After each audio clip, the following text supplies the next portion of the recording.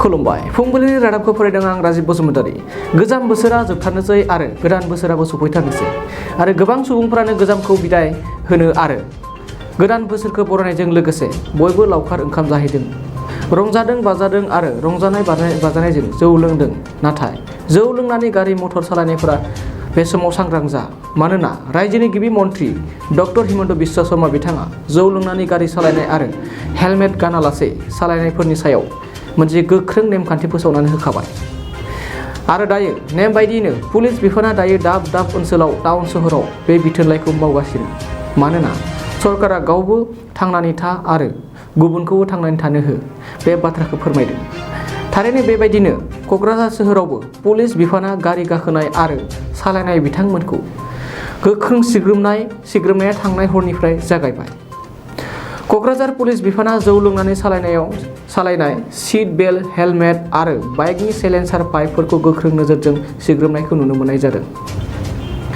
Police बिफाना फोरमायोदि गोदान बोसोरनि मुङाव जौ लोंनानै गारि सालायनानै गोबां गावनि जिउनि खहा आरो गुबुननिबो जिउ खहा जाबोबाय। बेखायनो सोरखारा सुबुंनि जिउखौ रैखा होनो थाखाय बे खामानिखौ मावनाय जादों होनना फोरमायो। क'क्राझारनिफ्राय मिथिसार नार्जारिनि खौरां।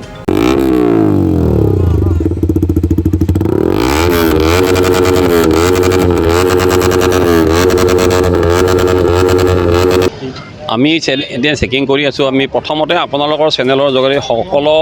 অসমবাসী ৰাইজক নতুন বছৰৰ শুভেচ্ছা জনাইছোঁ আৰু সকলোকে আমি অনুৰোধ কৰিছোঁ যে দুচকীয়া বাহন চলোৱাসকলে যাতে দুইজনে হেলমেট ব্যৱহাৰ কৰে, পুৰুষ হওক বা মহিলাই হওক যাতে হেলমেট পৰিধান কৰে আৰু চাৰিচকীয়াত অহা লোকসকলে যাতে ছিট বেল্ট ব্যৱহাৰ কৰে আৰু যাতে সুৰামুক্ত হৈ কোনো গাড়ী নচলায়, এইটোৱে আমি সকলোকে অনুৰোধ কৰিছোঁ। সকলোৱে ভালে ভালে যাওক নতুন বছৰটো, আৰু পুৰণা বছৰটো যি হৈ গ'ল নতুন বছৰ যাতে সকলোৰে ভালে ভালে যায়, এইটোৱে কামনা কৰিছোঁ। যেহেতু নতুন বছৰ আহি আছে, হয় হয়, তেওঁলোকৰ ওপৰত আইনগত ব্যৱস্থা লোৱা হ'ব। যদি কোনোবাই ড্ৰিংকছ কৰি গাড়ী চলায় তেতিয়াহ'লে আইনমতে ব্যৱস্থা লোৱা হ'ব।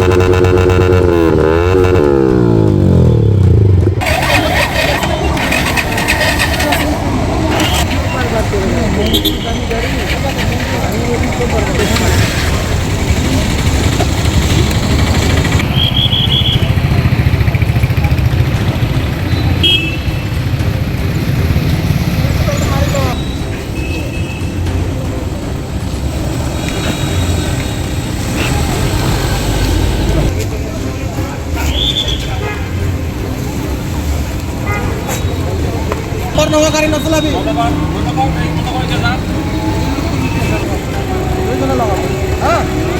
ড্ৰাইভ কৰাৰ মতো ড্ৰাইভাৰো লাগিব।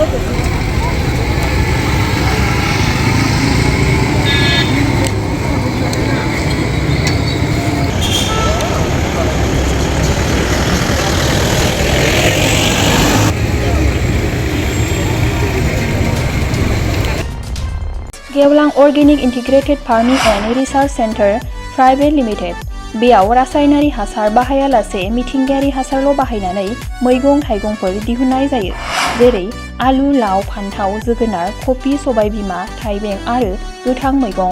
लाइ, लाफा, मुला, दुन्दिया बायदि गासै बोथोरनि अर्गेनिक मैगं थाइगंखौ मोननो हायो। बे अर्गेनिक मैगं थाइगंखौ क'क्राझार नोगोरनि सुबुंफोरा खुदमतलायाव थानाय गलापी टेन्ट हाउसनि साखाथिनिफ्राय मोननो हागोन। नोंथांमोना बिगोमाजों फोनांजाबलानो थाखाय 8638399746 जानबुं नाम्बाराव कल खालामनो हागोन। The Wild Tiger Resort in Manas has been opened for you. You can get many facilities in this resort like luxury accommodation, individual cottage, multi-cuisine restaurant, gypsy safari, elephant safari, river rafting, picnic facility, etc. To know more, you can contact this number 9101654758 9435011449 8473961382 8822935994 नोंथांमोननि थाखाय गोजोनथाव खौरां बारेंगाबारि मानासाव बेखेवनानै होबाय समायना दा wild tiger resort बे रिजर्टआव नोंथांमोनहा गोबां सुबिदा मोननो हागोन जेरै luxury accommodation individual cottage multi cuisine restaurant gypsy safari elephant safari river rafting picnic facility बायदि बायदि गोबां मोनथिनो थाखाय कन्टेक्ट खालामनो हागोन नैबे नम्बराव 9101654758 9435011449 8473961382 8822935994 क'क्राझार गोजोननि नोगोर तितागुरि part 2 opposite NRL petrol पाम्पआव Rishi Kumar मोसाहारिनि फ्ल'रिस्ट nursery बे नार्सारियाव बायदि रोखोमनि समायना बिबारफोरखौ फालांगि महरै खम बेसेनावनो नोंथांमोनहा मोननो हायो ऋषि कुमार मोसाहारिनि फ्ल'रिस्ट नार्सारियाव गासैबो रोखोमनि बिबार गायनायाव गोनांथि जानाय आगजुखौ गोरलैयैनो मोननो हायो बेसेन लायाबालासिनो न'सिम दैथायहरनायनिबो खाबु दङ लोगोसे फरायसा आरो लाइमोनफोरखौबो बेवहाय सोलोंथाइ होनाय जायो गोबां मिथिनो थाखाय कन्टेक्ट खालामनो हागोन नैबे नम्बराव 6003099192 ऋषि कुमार मोसाहारिनि फ्ल'रिस्ट नार्सारियाव एक्टिभिटिज बायदियै produce and sell all kinds of horticultural planting materials and gardening design impart training to all students and educated unemployment youths home delivery and door-to-door service free again contact number 6003909192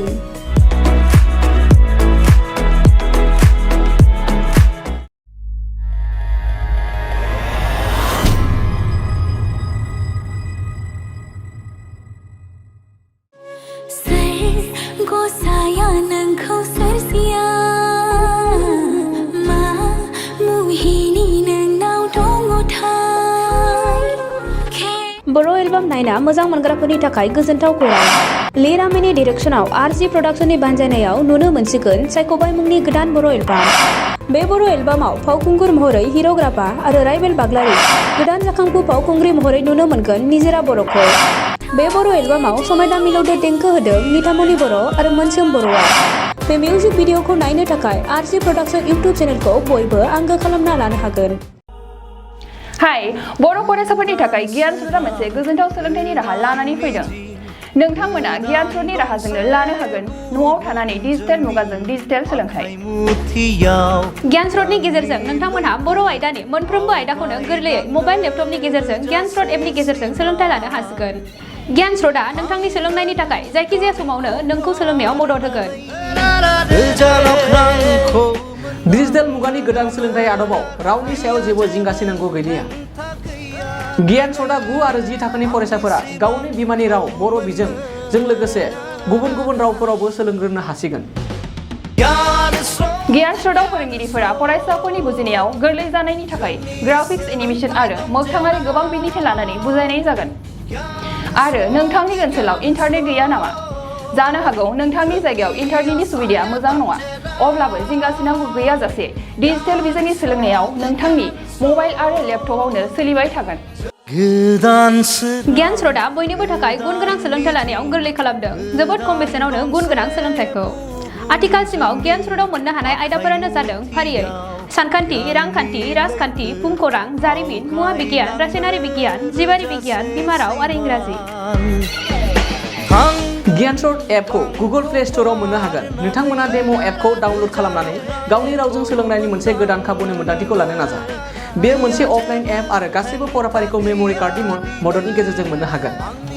दानिया बे e-learning आदबाव मा थागोन बेखौ मिथिनो थाखाय नोंथांमोना www.gyanrots.in आव डेम' भिडिअफोरखौ डाउनल'ड खालामनानै नायदो